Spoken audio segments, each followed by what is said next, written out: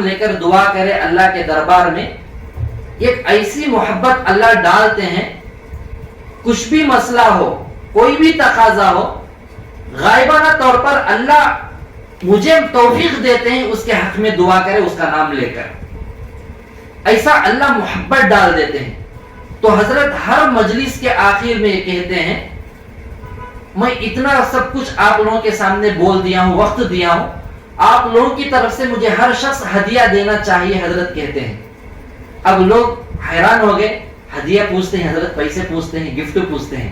حضرت بولے میرا ہدیہ یہ ہے، آپ ہر ایک فرد جو ہے 2 رکعت نماز پڑھ کر میرے حق میں نام لے کر دعا کر دو، یہی میرا ہدیہ ہے آپ کی طرف سے۔ تو حضرت یہ ہر مجلس میں مکمل 5-6 دن جو ہمیں رہے حضرت کے ساتھ، ہر دن 3-4 مجلسوں کے آخر میں ہر جگہ یہی حضرت نے درخواست کرے۔ تو آپ لوگ بھی اور ہمیں بھی انشاءاللہ آج سے یہ عہد کریں، جب بھی ہمیں دعا کے لیے ہاتھ اٹھائیں، ہمارا نام لے کر آپ لوگ دعا کیجئے، ضرور اللہ ہمارے کو بھی توفیق دے گا، ہمیں بھی ہمارے متعلقین پہچاننے والے لوگوں کا نام لے کر ہمیں دعا انشاءاللہ کرنے والے بنیں گے، کریں گے نا؟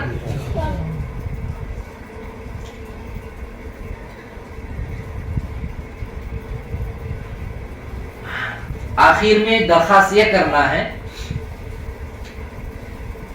آج ذکر کے مجلسیں، بیانات، پروگرامات، جلسے یہ رسمی ہو رہے ہیں، دیکھا دیکھی چولہا پھونکی۔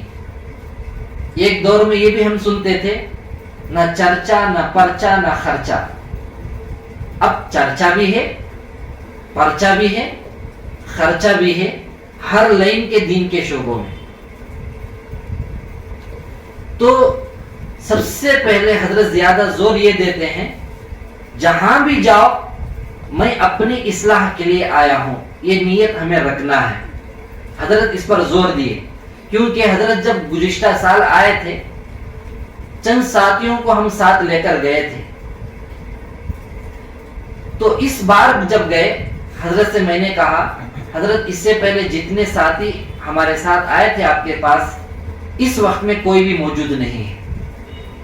تو حضرت نے فوراً کہا، یہ دنیا کے طلبگار ہوتے ہیں، جب اللہ ان کو دنیا جب دے دیتا ہے، دنیا دے کر ان کو دین سے بھگا دیتا ہے، چل میری ضرورت نہیں ہے، تیری ضرورت نہیں میرے دین کے لیے، تجھے مال کی طلب تھی، تجھے مال دیتا ہوں، چلے جائے یہاں سے، یہ کہا حضرت نے۔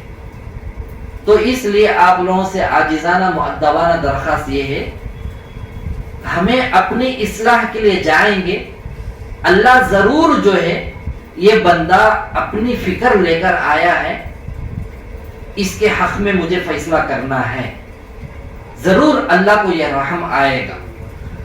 مال کی نیت لے کر، دوسرے وغیرہ نیتیں لے کر ہمیں ایسی مجالس میں جانا نہیں ہے۔ اس لیے ہمیں آج سے ہمیں اعلان بھی کرتے ہیں، جو ساتھی اصلاح کی نیت سے ہمارے سے رابطہ کرنا چاہتے ہیں، وہ باقاعدہ اپنا نام ظاہر کر سکتے ہیں اور رابطہ کر سکتے ہیں۔ بیعت بھی کیا ہو رہا ہے معلوم؟ کوئی بھی بزرگ آ گئے، بیعت ہو جاؤ، بولتے پھرو میں فلاں کا مرید ہوں، مرید ہوں، مرید ہوں، اس سے کچھ نہیں ہوگا۔ اصلاح کا تعلق اور اصلاح کی نیت سے، اصلاح کسے کہتے ہیں یہ بھی سمجھ جائیے۔ ابھی ہمارے ایک ساتھی آئے، بچے کو ہٹا دیے، اس میں جب ہمیں بولے یہ ٹھیک نہیں، آئندہ سے نہیں کرنا، اب جیسے یہ بولا گیا، اس پر جو ہے اللہ کا شکر ہے، مجھے نہیں معلوم تھا یا معلوم تھا، میں بھول کر یا نادانی میں جان کر یہ بھول کر دیا ہوں، انشاءاللہ مجھے آئندہ ایسا نہیں کرنا ہے۔ جیسی سمجھ گئے، سمجھو اس عمل کی اصلاح جو ہے ان کے اوپر یہ ہو گئی، الحمدللہ۔ اب اس پر نیگیٹو خیالات نہیں آنا ہے بول کر نیک فعالی یہ لے سکتے ہیں، ہمیں بچے سے کہے، بچہ کچھ سوچ میں تھا، ان کے والد صاحب بھی، اللہ آپ کو اور نزدیک کر دیا. یہ طریقے کم ملتے ہیں, بزرگوں کی صحبتوں میں رہتے ہیں. اللہ کئی طریقوں کو جو ہے تجربے کے طور پر کراتے ہیں. ہرگز ہمیں یہ نہیں سمجھنا ہے ان کی ذلت ہوگی, ان کو ذلیل کر دیا گیا, ان کو ڈانٹ دیا گیا. سید اظہر کریم صاحب دامت برکاتہم فرماتے ہیں, میں اپنے شیخ سے جتنی ڈانٹ کھایا ہوں کسی اور مرید نے نہیں کھایا ہوگا. بلی پہلی مرتبہ برتن میں دودھ میں منہ ڈالتی ہے, پہلی مرتبہ جب اسے ڈانٹ کر مارا جاتا ہے دوبارہ نہیں ڈالے گی. ایسے ہی وقتاً فوقتاً ضرورت کے چیزوں میں ہمیں جیسے کہتے ہیں. اور ایک مثال, ایک ساتھی ہیں آفس میں آئے تھے ہمارے, تو پوچھا کہ آفس بہت دن سے بند تھی کیا. اس وقت میں مجھے مناسب نہیں دکھا. پھر دوبارہ جب آئے میں نے کہا آفس بہت دن سے بند تھی کا مطلب دھول زیادہ تھی نہیں جھاڑے اس لیے پوچھا گیا.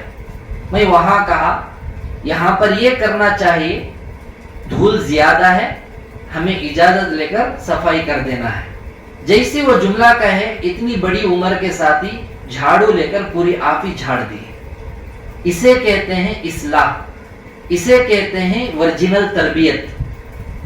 حضرت فرماتے ہیں اس وقت میں دنیا میں بہت سے لوگ ہیں نہیں جانتے, اور جو جانتے ہیں وہ نہیں مانتے. جو مانتے ہیں اپنی مانتے ہیں, اپنی منمانی کی مانتے ہیں. یہ ضروری چیز ہے. حضرت زیادہ توجہ یہ دلائی کہ اپنے متعلقین ساتھیوں میں زور اس بات کا دو ہر ساتھی کی اصلاح کرنا تمہارے ذمے ہے, کیوں وہ لوگ تمہارے اوپر بھروسہ کر کے آئے ہیں. ڈھیل دو گے لیکن ان کی اصلاح جب نہیں ہوگی تو بے فائدہ رہے گا. اس لیے ہمیں یہ نیت سے لے کر آگاہ کر رہے ہیں کسی ساتھی کے اوپر یہ ناگواری نہیں آنا ہے. اور دوسرے ساتھی بھی اگر عزت کا سوال ہوتا ہے, ذلت کا, ذلیل کا, ڈانٹ ڈپٹ کا, ایسے وقت میں خوش نہیں ہونا ہے کہ فلانے کو ڈانٹے اچھا ہوا, انہیں نہیں کرنا تھا. ایسا ہرگز ہمیں نہیں کرنا ہے. مدرسے میں ہمارے سے سینئر ابو بکر بول کر ایک ساتھی تھے, ایسے عجیب حرکتیں کرتے تھے. وہ ہر حضرت کے ہاتھ میں مار کھاتے تھے. تو ہمارے ایک استاد جو ہے مسجد میں آتے ہی ٹوپی نکال کر ایسا کان پکڑ کے ان کو کھڑا دیتے. ایسی شرارت, لیکن حضرت کی ہر سزا کو وہ منظور کر لے کر کرتے تھے. لیکن آج ان کو اسی مدرسے کا اللہ استاد بنا دیا. مفتاح العلوم میں وہ استاد ہیں, ہمارے ساتھ پڑھے ہوئے ہیں, سینئر ہیں. ایسا ستاتے تھے ان کو. مدرسے کے مکمل مدرسے کے کسی کو امیر صاحب بنایا جاتا ہے. امیر کا مطلب ذمہ دار کے بچوں کی نگرانی کرے, مسجد میں آواز نہیں کرنا ہے اور وقت پر آنا ہے, لیٹ آنے والوں کے نام لکھنا ہے. ہمیں تو اس میں نہیں ہے.